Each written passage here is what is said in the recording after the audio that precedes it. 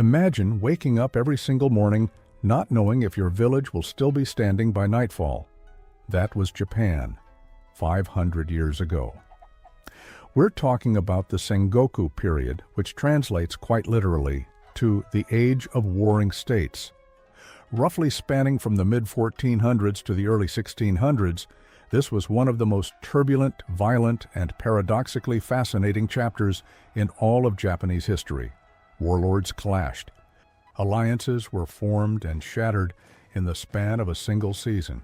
Entire families were wiped out overnight, and yet, somehow, in the middle of all that chaos, life went on. People ate, prayed, loved, worked, and raised children. But here's the question that doesn't get asked nearly enough. What was all of this like for women? Not the generals, not the shoguns, not the famous warriors whose names fill the history books. We're talking about the women. The daughters, the wives, the mothers, the farmers, the weavers, the ones who kept everything running while the world burned around them. That's exactly what we're going to explore today. To understand the lives of women in this era, you first need to understand the world they were born into, because that world shaped everything, every rule they had to follow, every role they were expected to play, every door that was opened for them, and every door that was slammed shut. Sengoku Japan was a society organized with almost military precision. At the very top sat the samurai class, the warriors, the landowners, the administrators. Below them were the peasants, who made up the vast majority of the population and worked the land. Then came artisans, who built and crafted things. And at the bottom of the official hierarchy, though certainly not the least important in practice, were the merchants, who traded goods but were actually looked down upon in the official social order because they produced nothing with their own hands. Women existed within this framework, but they didn't fit neatly into it the way men did. Their status was almost entirely derived from the men around them, their fathers, their husbands, their sons. And that wasn't accidental. Here's something important you need to know about why Japanese society was structured this way. By the Sengoku period, Japan had been deeply influenced for centuries by Confucian philosophy imported from China. And one of the central ideas in Confucianism, at least in the way it was applied in feudal East Asia, was a strict hierarchy of relationships. The ruler over the subject, the parent over the child, and the husband over the wife. For women, this philosophy translated into something called the three obediences. Obey your father when you are young, obey your husband when you are married, and obey your son when you are old. From birth to death, a woman's life was framed around deference to male authority. Now, and this is crucial, that doesn't mean women had no power. History is almost never that simple. But it does mean that whatever influence or agency a woman exercised, she often had to do so carefully, indirectly, and within a very defined set of boundaries. We'll come back to that. Because the gap between the official rules and the lived reality is one of the most fascinating things about this entire period. But let's stay in this opening chapter for a moment, because the physical world these women inhabited matters too. 500 years ago, Japan had no single central government with real authority over the entire country. Power was fragmented across dozens of competing daimyo. Feudal lords who controlled their own territories, maintained their own armies, and fought endlessly for land and dominance. The imperial court still existed in Kyoto, technically at the center of Japanese civilization, but the emperor held more symbolic power than real political control. What this meant in practice was that your life, and specifically where you fell in society, depended enormously on where you were born and who your family was. A woman born into a powerful samurai clan in one province lived a fundamentally different life from a woman born to rice farmers in a rural village 50 miles away. Both were women in Sengoku Japan, but their daily realities, their freedoms, their burdens, and their futures could not have been more different. That's one of the most important things to hold on to as we go through this documentary. There was no single experience of being a woman in this era. There were many. And yet, despite all the differences, the regional variations, the class distinctions, the personal circumstances, there were threads that ran through almost every woman's life in this period. The expectation of duty, the centrality of family, the weight of honor, not just personal honor, but the honor of the household, the clan, the bloodline. And underneath all of it, a kind of resilience that doesn't always make it into the history books, but was absolutely essential to the survival of Japanese society during one of its most unstable centuries. These women were not passive figures in the background of history. They were active participants in a world that was constantly shifting beneath their feet, managing households, raising the next generation of warriors and workers, navigating political marriages, sometimes picking up weapons themselves, and always adapting. So, let's go deeper. Let's step inside the gates of a feudal household, walk through the markets of a castle town, and sit beside the women whose stories have been waiting. Close your eyes for a second and picture a traditional Japanese house from 500 years ago. Not a castle, not a grand temple, just a regular home, the kind where most people actually lived. It's called a minka, and at first glance it might seem simple, almost plain. Low wooden structure, earthen floors in the working areas, tatami mats in the living spaces, a thatched roof above your head, and a single central hearth, the irori, burning quietly in the middle of the main room, its smoke drifting upward through the ceiling. No chimney, no separate kitchen in the modern sense, no running water, no electricity, obviously, just fire, wood, and the people who lived there. Now keep your eyes on that house, because inside it, from before sunrise to well after dark, a woman was working, and the world outside barely noticed. Let's be honest about something that history often glosses over. The domestic labor performed by women in Sengoku, Japan, was not secondary work. It was not background noise. It was the foundation on which everything else rested. While the samurai trained and the daimyo strategized and the merchants negotiated, it was women who made sure there was food on the table, cloth on people's backs, and a functioning household to return to. Take that labor away, and the entire social structure collapses. Simple as that.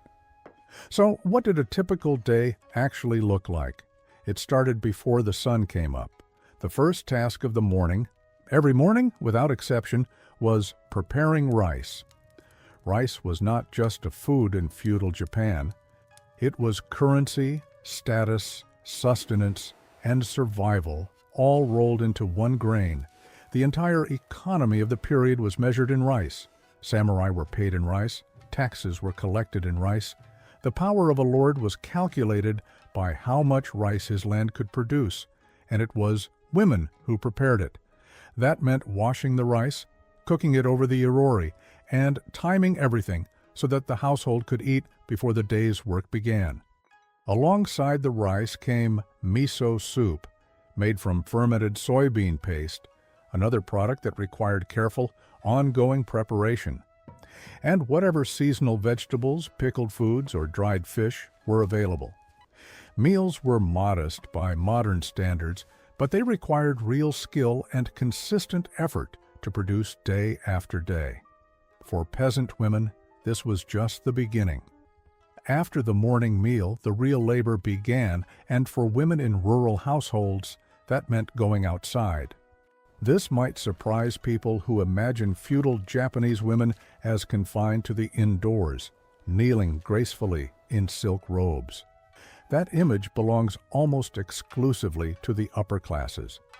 For the majority of women, the daughters and wives of farmers, who made up perhaps 80% of the population, work in the fields was an expected and essential part of daily life. Women planted, weeded, and harvested alongside men. They carried water. They tended to small kitchen gardens near the house, growing daikon radishes, eggplant, and leafy greens. In coastal areas, women dived for shellfish and seaweed, a practice so common it had its own name and tradition. Their bodies were not protected from physical labor. Their hands were not kept soft. And their contribution to agricultural production was not symbolic. It was absolutely necessary for the household to survive. But there was another form of labor that deserves its own conversation because it was enormous in scale and almost entirely performed by women: textile production. In Sengoku, Japan, there was no factory, there was no clothing store. If your family needed cloth for clothing, for bedding, for trade, someone in your household had to make it. And that someone was almost always a woman. The process was long, physical, and technically demanding. It started with raw materials, silk for the upper classes, and hemp, ramie, or cotton for everyone else. Women spun raw fibers into thread using hand spindles, then moved to the loom, a large wooden frame that dominated a corner of many homes, and wove thread into fabric, row by patient row. A single kimono could take weeks to produce from start to finish. And a household didn't need just one. They needed clothing for every family member, for every season, for births and deaths and marriages and labor. The loom never really stopped. For samurai households, textile production also carried social weight. The quality of a family's cloth, the tightness of the weave, the precision of the dye, the care of the finish, was a visible marker of the household's discipline and status. A woman's skill at the loom reflected, in the eyes of society, the quality of her character. That's a remarkable amount of pressure to place on a piece of fabric. And yet, even after the cooking and the farming and the weaving, the day was not over. There was water to fetch from wells or nearby streams, carried in heavy wooden buckets. There were children to care for, fed, cleaned, watched, taught. There was the house itself to maintain, swept, organized, repaired where possible. In households with elderly relatives, those family members needed tending as well.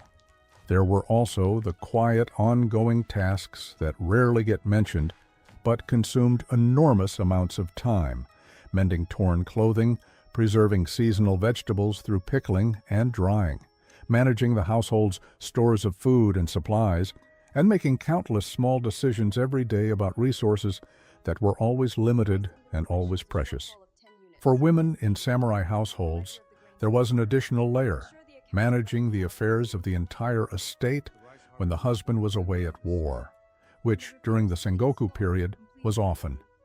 This meant overseeing servants, making financial decisions, resolving disputes among workers, and essentially running what amounted to a small administrative operation. Some scholars argue that samurai wives were, in practical terms, co-managers of their households, rather than simply subordinates within them. Here's what makes all of this even more striking. Almost none of it was formally recognized.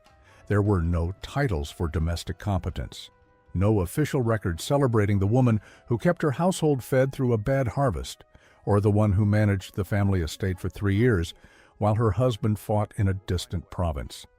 The Confucian framework that shaped this society valued these contributions. It depended on them, but it did not elevate the women who provided them. Duty performed was simply duty expected. And yet, and this is something worth sitting with, the women of this era were not passive recipients of that arrangement. Many of them understood the system they lived in, navigated it with extraordinary skill, and found within it real spaces of authority, expertise, and even pride. The household was, in a very real sense, their domain, and within those walls, they knew exactly what they were doing. Here's a question that seems simple, but really isn't. What did marriage mean in Sengoku, Japan?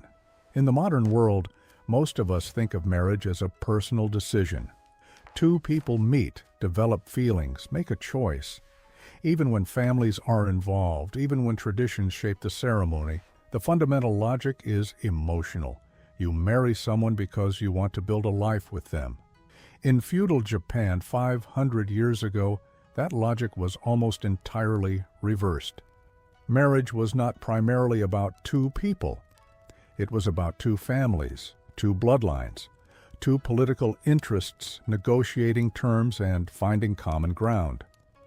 The individuals involved, and particularly the women, were often the last people consulted about the arrangement and the first ones expected to make it work.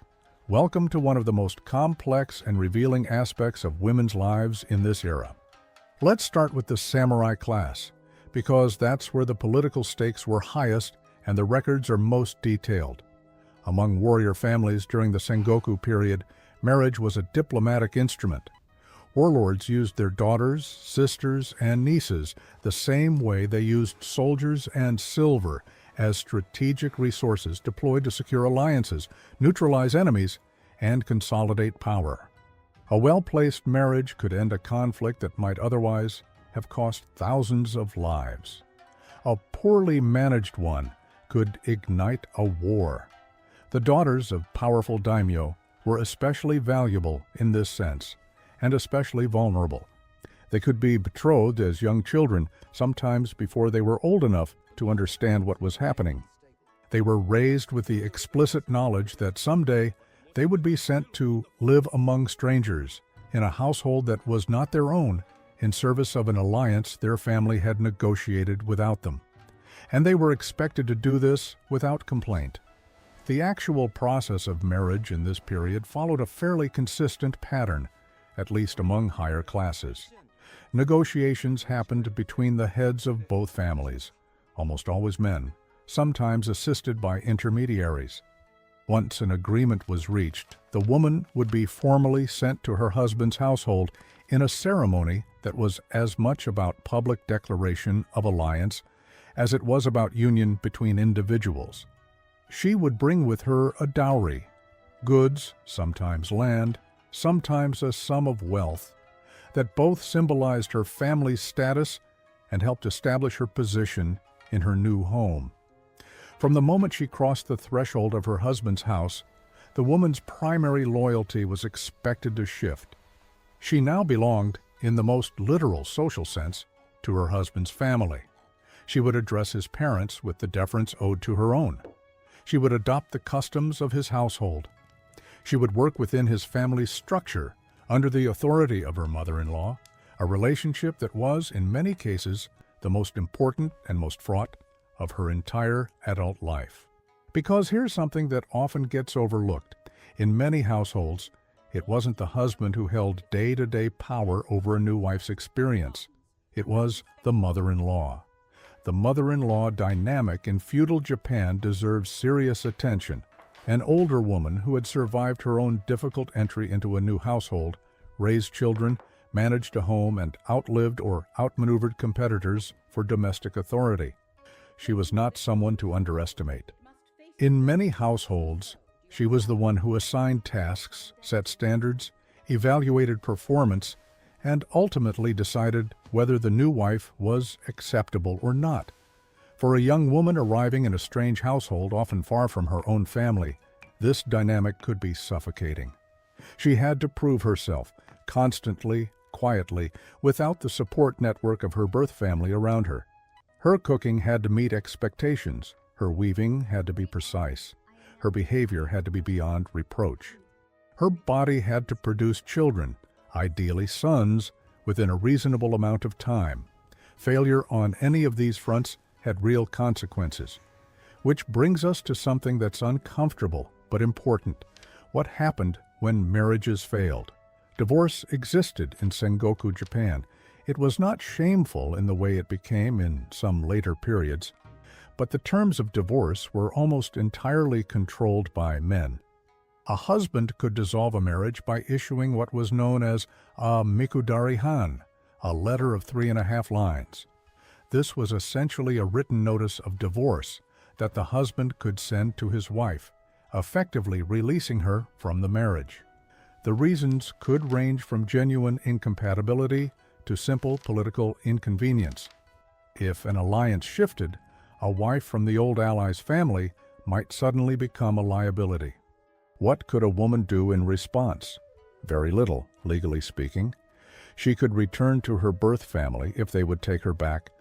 She could enter a temple, Some Buddhist convents in this period functioned as refuges for women escaping abusive or unwanted marriages, known informally as divorce temples.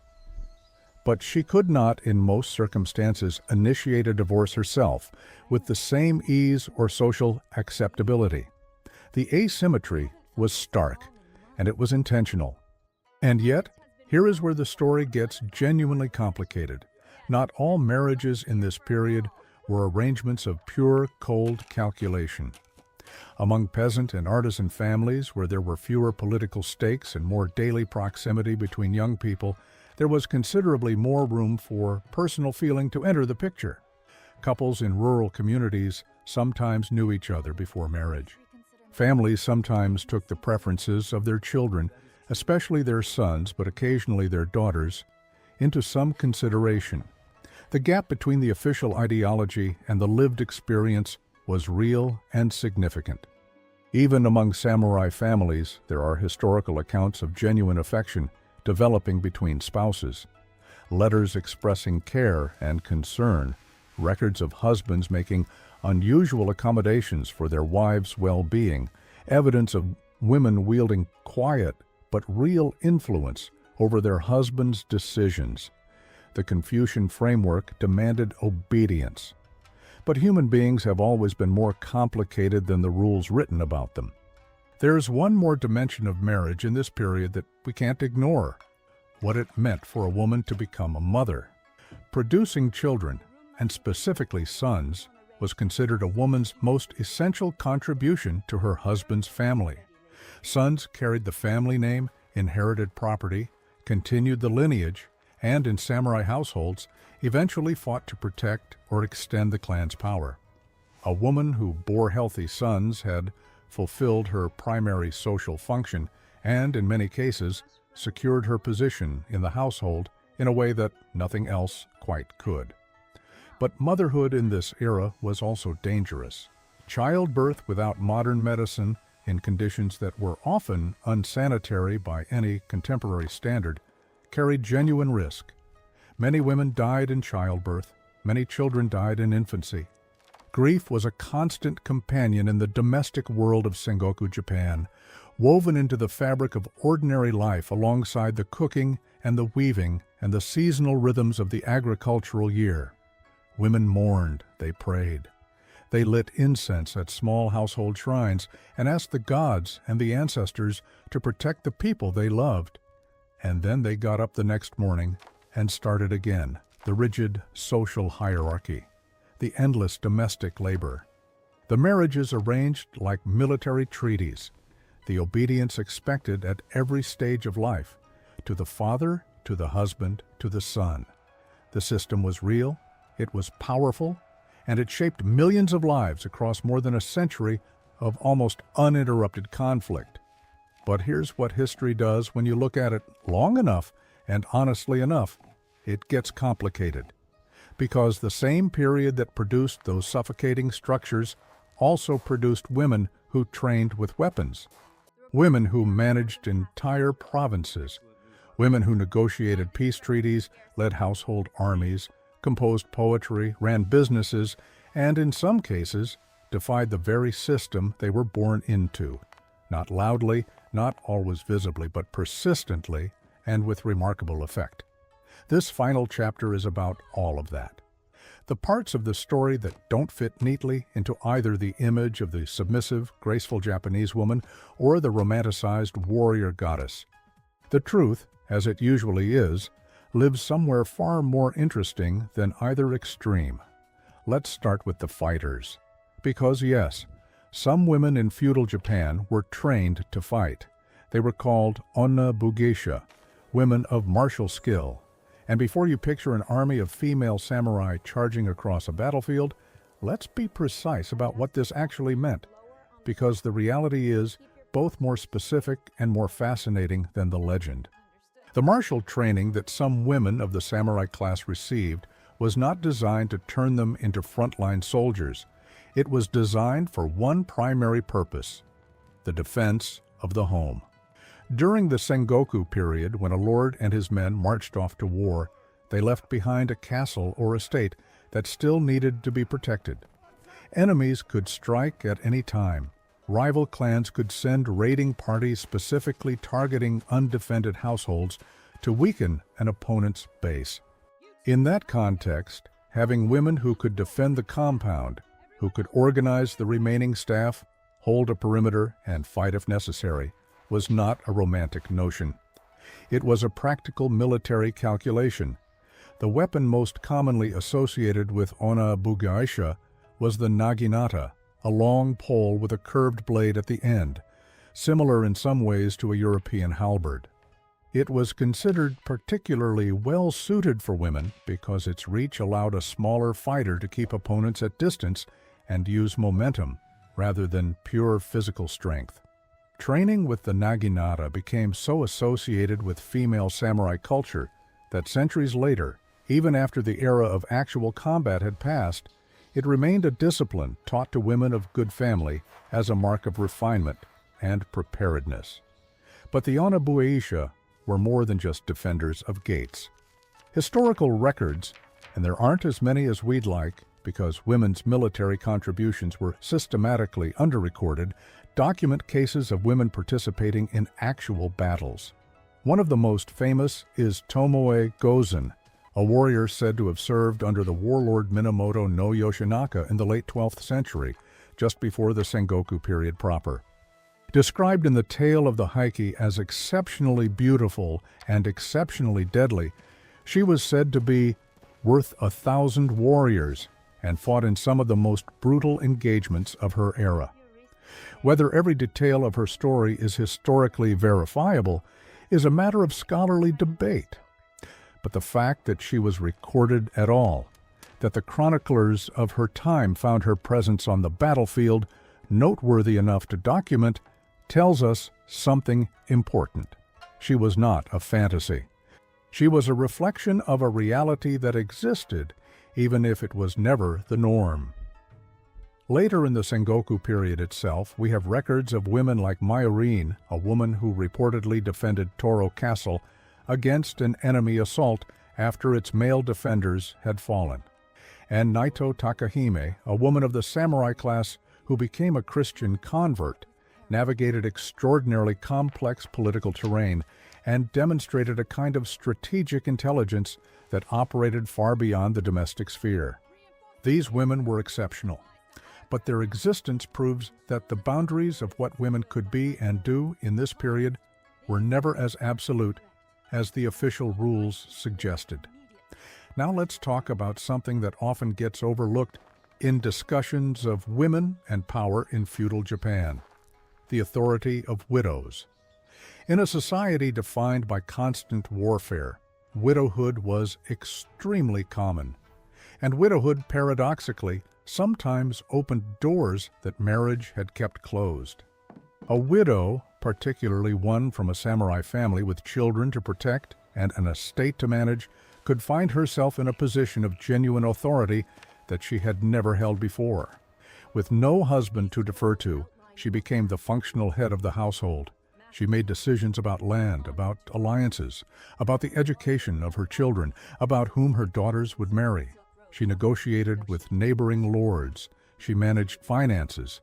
She directed servants and workers. Some of the most politically significant women of the Sengoku period operated precisely in this space. Hojo Masako, often called the Nun Shogun, is perhaps the most dramatic example. A woman who, following her husband's death, became one of the most powerful political figures in Japan, effectively governing through her sons and shaping the direction of the entire Kamakura shogunate. Her story predates the Sengoku period slightly, but the pattern she represents, the widow who steps into power because circumstances demanded it, recurred throughout the era. The system wasn't designed to give women this kind of authority, but it couldn't always prevent it. There is another group we haven't spoken about yet, and they complicate the picture in a different way entirely: women in religious life.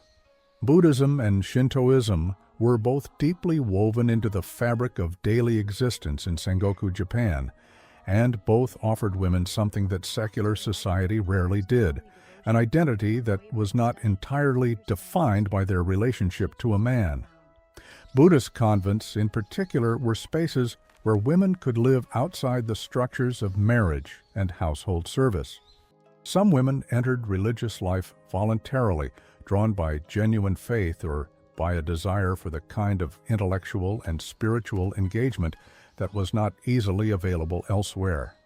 Others entered after difficult circumstances: widowhood, divorce, the collapse of their family's fortune.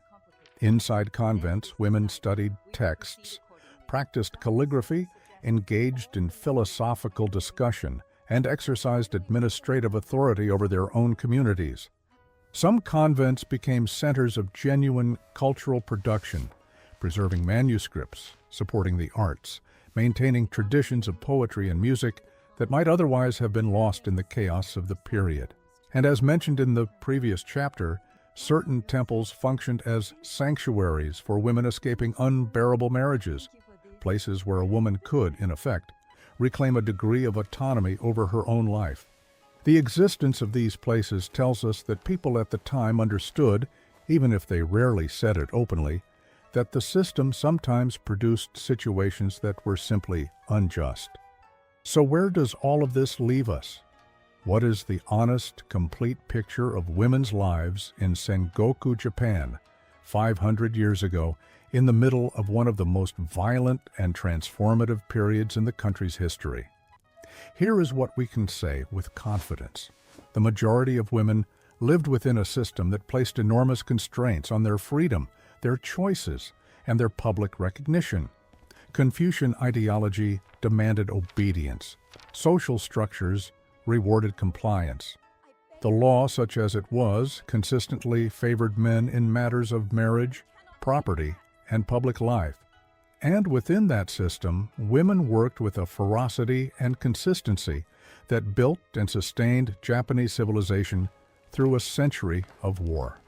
They fed families, produced clothing, raised children, managed households, preserved culture, and in many cases held communities together when everything around them was falling apart.